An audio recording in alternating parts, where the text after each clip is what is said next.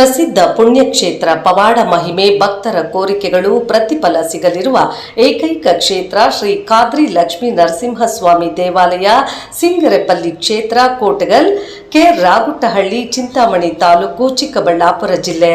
ಈ ದಿನ ನೂತನ ರಾಜಗೋಪುರ ಶಿಖರ ಕಳಸ ಪ್ರತಿಷ್ಠಾಪನೆ ಮತ್ತು ಮಹಾ ಕುಂಭಾಭಿಷೇಕ ಕಾರ್ಯಕ್ರಮವು ಸುಮಾರು 3 ದಿನಗಳ ಪೂಜಾ ಕಾರ್ಯಕ್ರಮಗಳು ಹಮ್ಮಿಕೊಂಡಿದ್ದು, ಈ ದಿನ ಕೊನೆಯ ದಿನ ಪ್ರತಿಷ್ಠಾಪನೆ ವಿಜೃಂಭಣೆ ಸಹಸ್ರ ಜನಸಂಖ್ಯೆಯ ಭಕ್ತರು ಹಾಗೂ ವಿವಿಧ ಜಿಲ್ಲಾ ಹಾಗೂ ತಾಲೂಕು ಮತ್ತು ಹೋಬಳಿ ಮಟ್ಟದಲ್ಲಿ ಭಕ್ತರು ಭಾಗವಹಿಸಿ ಬಂದಿರುವ ಎಲ್ಲರಿಗೂ ತೀರ್ಥ ಪ್ರಸಾದ ವಿನಿಯೋಗ ಊಟದ ವ್ಯವಸ್ಥೆ ಹಮ್ಮಿಕೊಂಡಿದ್ದರು.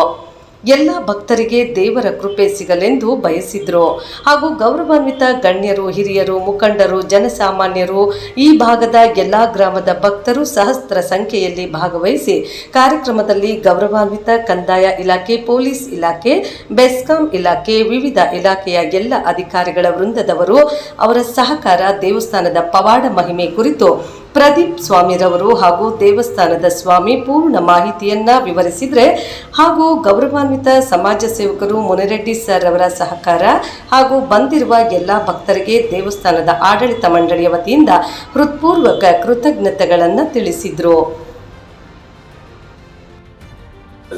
ಕೋಟಗಲ್ ಖಾದ್ರಿ ಲಕ್ಷ್ಮೀ ನರಸಿಂಹಸ್ವಾಮಿ ದೇವಾಲಯದ ಇದು ಪುರಾತನವಾಗಿರುವಂತ ದೇವಸ್ಥಾನ. ಕದ್ರಿ ಬಿಟ್ರೆ ನಮ್ಮ ಬೆಂಗಳೂರಿಂದ ಈ ಕಡೆ ಇರುವಂತ ನರಸಿಂಹಸ್ವಾಮಿ ಕ್ಷೇತ್ರಗಳಲ್ಲಿ ದೇವಾಲಯ ಬೇರೆ, ಕ್ಷೇತ್ರ ಬೇರೆ. ಕ್ಷೇತ್ರ ಅಂದ್ರೆ ಜಾಸ್ತಿ ಜನ ಭೇಟಿ ಕೊಡುವಂತದ್ದು. ದೇವಾಲಯ ಅಂದ್ರೆ ಮಾಮೂಲಿ ಚಿಕ್ಕದ್ರಿಂದ ಹಿಡಿದು, ಚಿಕ್ಕ ಗುಡಿಯಿಂದ ಹಿಡಿದು 2 ಅಂಕಣ 3 ಅಂಕಣ ಇರೋ ತರದಲ್ಲಿ ಕೂಡ ಇರುತ್ತೆ. ಇದು ದೇವಾಲಯ ಇವಾಗ ಕ್ಷೇತ್ರ ಆಗಿ ಮುಂದುವರಿತಾ ಇದೆ. ಯಾಕೆಂದ್ರೆ ಇದಕ್ಕೆ ಸುಮಾರು ಜನ ಭಕ್ತಾದಿಗಳು ಕಾರಣಕರ್ತರಾಗಿದ್ದಾರೆ. ಇದು ವಿಜಯನಗರ ಸಾಮ್ರಾಜ್ಯದ ಕಾಲದ ರಾಜಗೋಪುರ. ಇದು ದೇವಾಲಯ. ಇದ್ರ ಮುಂದೆ ರಾಜಗೋಪುರ ಇರ್ಲಿಲ್ಲ, ಅದ್ರ ಮಂಟಪ ಹಾಕಿ ಬಿಟ್ಟಿದ್ರು.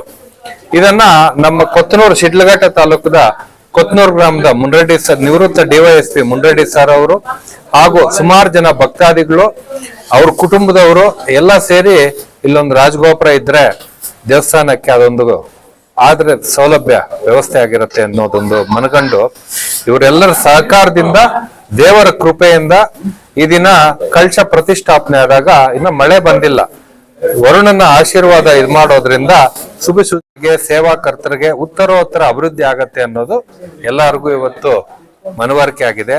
ಹಾಗೆ ನಮ್ಗೆ ಒಂದು 1000 ಜನ ನೋಡಿದ್ರೆ ತುಂಬಾ ಬಲಿಷ್ಠವಾಗಿರುವಂತವ್ರು ಸಿಗ್ತಾರೆ. ಒಂದು 10,000 ಜನ ನೋಡಿದ್ರೆ ಬುದ್ಧಿವಂತರು ಇರ್ತಾರೆ. ಯಾಕಂದ್ರೆ ಒಂದು 10,000 ಜನ ಇದ್ ಮಾಡಿದ್ರೆ ತುಂಬಾ ಮೇಧಾವಿಗಳು ಯಾರೋ ಒಬ್ರು ಹುಟ್ಟಿರ್ಬೋದು. ಅದೇ ರೀತಿ ಅಂದ್ರೆ 1,00,000 ಜನ ನುಡ್ಕಿದ್ರು ಕೂಡ ಕೊಡುವಂತ ಕೈ ಇರುವಂತವ್ರು ಸಿಗೋದು ತುಂಬಾ ಕಷ್ಟ ಇರುತ್ತೆ. ಅಂತ ಅನೇಕ ಕೈಗಳು ಸಹಕಾರ ಮಾಡಿರೋದ್ರಿಂದ ಇವತ್ತೊಂದು ಶಾಶ್ವತವಾಗಿರುವಂತ ಐತಿಹಾಸಿಕ ಕಾರ್ಯಕ್ರಮ ಇದೆ. ಯಾಕೆ ಅಂತಂದ್ರೆ ಅಲ್ಲಿ ಮತ್ತೆ ಇನ್ನೊಂದು ಮಾಡೋಕ್ಕಾಗಲ್ಲ, ಬೇರೆ ಜಾಗದಲ್ಲೇ ಮಾಡ್ಬೇಕು. ಆ ಕ್ಷಣಕ್ಕೆ ಇವತ್ತು 1000 ಜನ ನಾವು ಸಾಕ್ಷಿ ಆಗಿದ್ದೀವಿ, ದೇವರ ಕೃಪೆಗೆ ಪಾತ್ರ ಆಗಿದ್ವಿ. ನಮಗೆಲ್ಲ ದೇವರ ಆಶೀರ್ವಾದ, ಅದೃಷ್ಟ ನಮಗೆ ಹಣೆಯಲ್ಲಿ ಬರ್ದಿತ್ತು ಅಂತ ನಾವು ಭಾವಿಸ್ತಾ ಇದೀವಿ. ಅದೇ ರೀತಿಯಲ್ಲಿ ಈ 48 ದಿನದೊಳಗಡೆ ಈ ಸ್ವಾಮಿ ಅವ್ರ ದರ್ಶನ ಮಾಡ್ಕೊಂಡು ತಮ್ಮ ಸಮಸ್ಯೆಗಳಿಗೆ ಭಗವಂತನಲ್ಲಿ ನಿವೇದನೆ ಮಾಡ್ಕೊಂಡು ಭಗವಂತನ ಆಶೀರ್ವಾದ ಸುಮಾರು 600ರಿಂದ 700 ಜನ ದಾನಿಗಳು, ಭಕ್ತಾದಿಗಳು, ಒಂದು ಒಟ್ಟಾರೆ 150 ಎಲ್ಲ ಈ ತರ ಕೂಡ ಕೊಟ್ಟಿರೋರು ಇದಾರೆ. ಅವರಿಂದ ಇಷ್ಟು ಕೆಲಸ ಆಗತ್ತೆ ಅಂದ್ರೆ ಇನ್ನ ಸುಮಾರು ಜನ ಭಕ್ತಾದಿಗಳೆಲ್ಲ ಮನ್ಸು ಮಾಡಿದ್ರೆ ಯಾವುದೇ ಕೆಲಸ ಸಾಧನೆ ಮಾಡಬಹುದು ಅನ್ನೋದನ್ನ ಈ ಕಾರ್ಯ ತೋರಿಸ್ಕೊಡುತ್ತೆ. ಹಾಗೆ ಆಧುನೀಕರಣ ಆಗಿಲ್ಲ, ಏನು ಅದನ್ನ ಹಾಗೆ ಉಳಿಸ್ಕೋಬೇಕು ಅನ್ನೋ ಕಾರಣದಿಂದ ಅದ್ರ ಸೌಲಭ್ಯದಲ್ಲಿ ವಂಚಿತ ಆಗಿದೆ. ತಾಲೂಕ್ ಕೇಂದ್ರದಿಂದ ಒಂದು 14 ಕಿಲೋಮೀಟರ್ ಕಡೆ ಹತ್ರ ಇದ್ರೂನು, 2 ರೋಡ್ಗಳು ಹತ್ರ ಇದ್ರೂನು ಯಾಕೋ ಒಂದು ರೀತಿಯಲ್ಲಿ ನಿರ್ಲಕ್ಷ್ಯಕ್ಕೊಳಗಾಗಿದೆ. ಈಗ ಒಂದು ವ್ಯವಸ್ಥೆ ನಿರ್ಮಾಣ ಆಗಿದೆ ಅನ್ನೋದು ಭಕ್ತರಲ್ಲಿ ಒಂದು ಬಂದಿದೆ. ಯಾಕೆ ಅಂತಂದ್ರೆ ಇವಾಗ ಸುಮಾರು 1.5 ಕೋಟಿ ವೆಚ್ಚದಲ್ಲಿ ರಾಜಗೋಪುರ ನಿರ್ಮಾಣ ಆದ್ರೂನು ಎಲ್ಲಾ ಭಕ್ತಾದಿಗಳು ಕೊಡುವಂತ ಕೈಗಳಿದೆ ಅಂತಂದ್ರೆ ತುಂಬಾ ದೊಡ್ಡ ವಿಚಾರ. ಯಾರು ಸುಮ್ನೆ ಕೊಡೋದಿಲ್ಲ. ಇವಾಗ ನಾವು 100 ರೂಪಾಯಿ ಕೊಡ್ಬೇಕಾದ್ರೆ 10 ಸಲ ಯೋಚನೆ ಮಾಡ್ತೀವಿ. ಆ ರೀತಿಯಲ್ಲಿ ಒಂದು ಕಾರ್ಯ ಅನ್ನೋದನ್ನ ಅದನ್ನ ಮುನ್ರೆಡ್ಡಿ ಸರ್ ಅವರು ಅತ್ಯಂತ ಪಾರದರ್ಶಕವಾಗಿ, ವ್ಯವಸ್ಥಿತವಾಗಿ ಜನರಿಗೆ ಮನವರಿಕೆ ಆಗೋಗಿ, ಇವಾಗ ಏನೇ ಕೊಟ್ರು ಬೋರ್ಡ್ ಅಲ್ಲಿ ಡಿಸ್ಪ್ಲೇ ಇರುತ್ತೆ, ಖರ್ಚಾಗಿರೋದೆಲ್ಲ ಗೊತ್ತಾಗ್ತಾ ಇರುತ್ತೆ. ಎಲ್ಲ ಸುತ್ತಮುತ್ತಲ ಗ್ರಾಮಸ್ಥರನ್ನ ತೋರಿಸ್ಕೊಂಡು ಅವ್ರನ್ನೆಲ್ಲ ನಡೆಸ್ಕೊಂಡು ಹಂಗೆ ಒಂದು ಟೀಮ್ ಎಫರ್ಟ್ ಅಂತಂತೀವಲ್ಲ, ಒಂದು ಒಗ್ಗಟ್ಟಿನಿಂದ ಕೆಲಸ ಮಾಡುವಂತದ್ದು ಧಾರ್ಮಿಕ ವಿಚಾರಗಳಲ್ಲಿ ಹಾಕ್ಬೇಕು. ಅದು ನಮ್ಮ ಜನರಲ್ಲಿ ಸ್ವಲ್ಪ ಕೊರತೆ ಇದೆ ಇನ್ನ. ಯಾಕೆ ಅಂತಂದ್ರೆ ನಾವು ಬೇರೆ ದಿನಗಳಲ್ಲಿ ಗಮನಿಸ್ಕೊಂಡು ಕೆಲಸ ಮಾಡಬೇಕು. ನಮ್ಮ ಜೊತೆಯಲ್ಲಿರುವಂತ ಅನೇಕ ಸಮುದಾಯಗಳು ಧರ್ಮಗಳು ಯಾವ ರೀತಿಯಲ್ಲಿ ವರ್ತಿಸ್ತಾ ಇರ್ತವೆ, ಆ ನಿಟ್ಟಿನಲ್ಲಿ ನಾವು ಯಾವ ವಿಚಾರದಲ್ಲಿ ಎಷ್ಟೆಷ್ಟು ಪ್ರಮಾಣದಲ್ಲಿ ತೊಡಸ್ಕೊಂಡು ವರ್ತಿಸ್ಕೋಬೇಕು ಅನ್ನೋ ಜನ ಭಗವಂತ ಬುದ್ಧಿ ಕೊಟ್ಟು ಇದ್ರಲ್ಲಿ ನಡೆಸ್ಕೋಬೇಕು. ಅದನ್ನ ಚಿಂತನೆ ಮಾಡ್ಬೇಕಾಗಿರುವಂತ ವಿಷಯ ಆಗಿದೆ. ನಾನು ಪ್ರದೀಪ್ ಕೋಟಗಲ್. ಇದು ನಮ್ಮ ಹೆಸರು KS ಪ್ರಸನ್ನ ಕುಮಾರ್, ಪ್ರಧಾನ ಅರ್ಚಕ ದೇವಸ್ಥಾನ.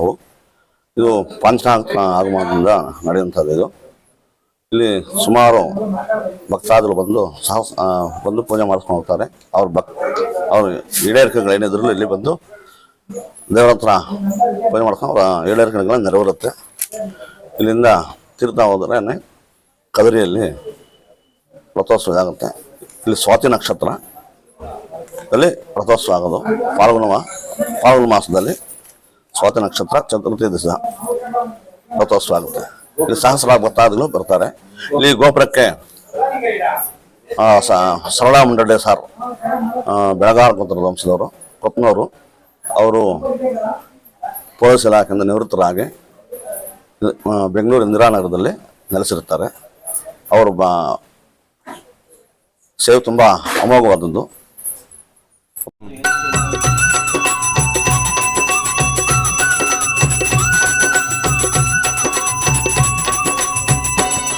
ఇది శ్రీలక్ష్మీ నరసింహుని సన్నిధి, నమ్మిన భక్తుల పాలిట ఇది ఏ పెన్నిది. శ్రీలక్ష్మీ నరసింహుని సన్నిధి, నమ్మిన భక్తుల పాలిట ఇది ఏ పెన్నిది. పవిత్రమైన క్షేత్రం ఇది శ్రీహరి పుణ్యక్షేత్రం. పవిత్రమైన క్షేత్రం ఇది శ్రీహరి పుణ్యక్షేత్రం. ధరణిలో పుణ్యధామం దర్శించిన ఎంతో భాగ్యం. ధరణిలో పుణ్యధామం దర్శించిన ఎంతో భాగ్యం. ఇది అవతార పురుషుని మహాదివ్య క్షేత్రం, శతకోటి భక్తులను గాచే ఆలయం. శ్రీలక్ష్మీ నరసింహుని సన్నిధి, నమ్మిన భక్తుల పాలిట ఇది ఏ పెన్నిది.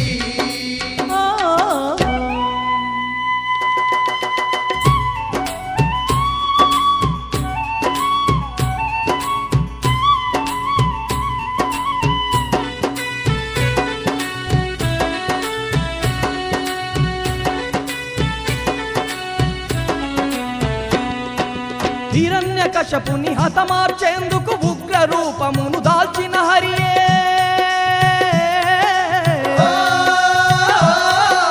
ధరణిలోన ధర్మాన్ని నిలుపుటకు శ్రీలక్ష్మీ నరసింహుడాయనే. శ్రీలక్ష్మీ నరసింహుడాయనే. నమ్మిన భక్తుల తోడుగా ఉండి ఎన్నో మహిమలు చూపుతున్నడే.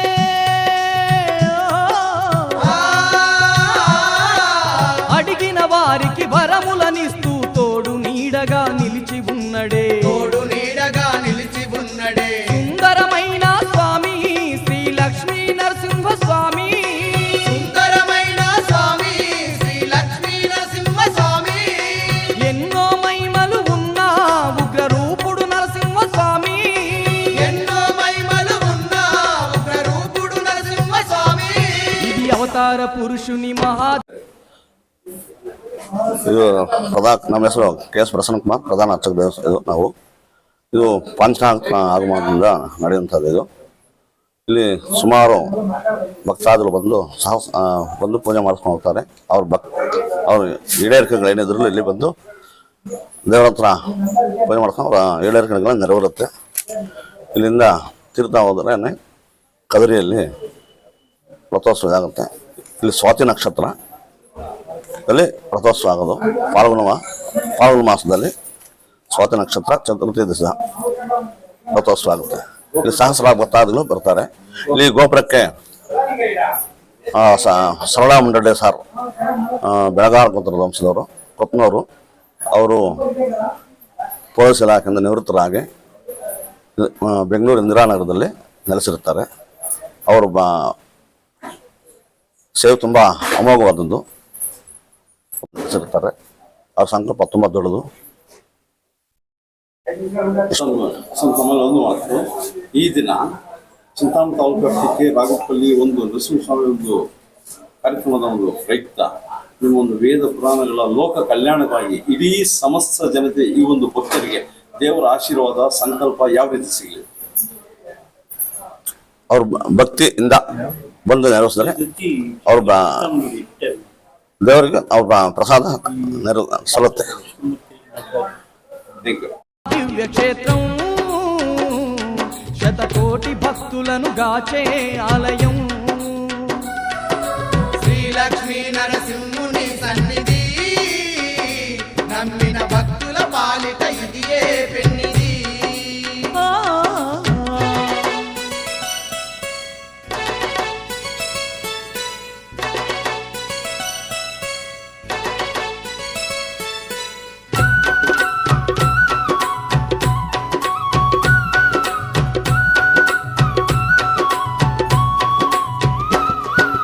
దివ్యమైన నరసింహుని రూపం చూసిన ఎంతో పుణ్యమేనంట.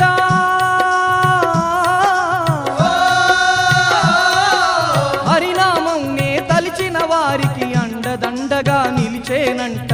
అండదండగా నిలిచేనంట. శ్రీలక్ష్మీ దేవితో వెలసిన సిరిగల్ల మన నరసింహ స్వామి.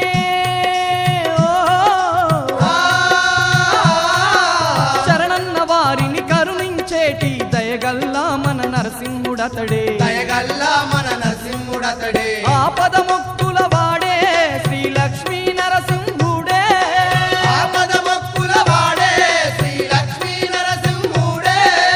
అందరి బంధువై వెలిసినట్టి దేవుడే. అందరి బంధువై వెలుసున్నట్టి దేవుడే. ఇది అవతార పురుషుని మహాదివ్య క్షేత్రం. శతకోటి భక్తులను గాచే ఆలయం. శ్రీలక్ష్మీ నరసింహుని సన్నిధి నమ్మిన భక్తుల పాలిట ఇదియే పెన్నిది.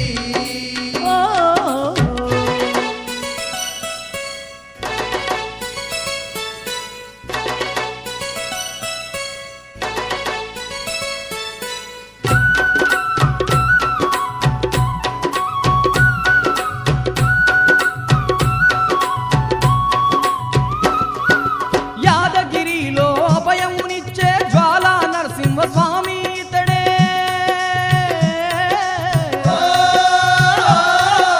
మంగళగిరిలో వరములనిచ్చే శ్రీలక్ష్మీ నరసింహుడు ఇతడే. శ్రీలక్ష్మీ నరసింహుడు ఇతడే. గరుడాచలంలో ఘనముగా వెలసిన నామాల మన స్వామి ఇతడే.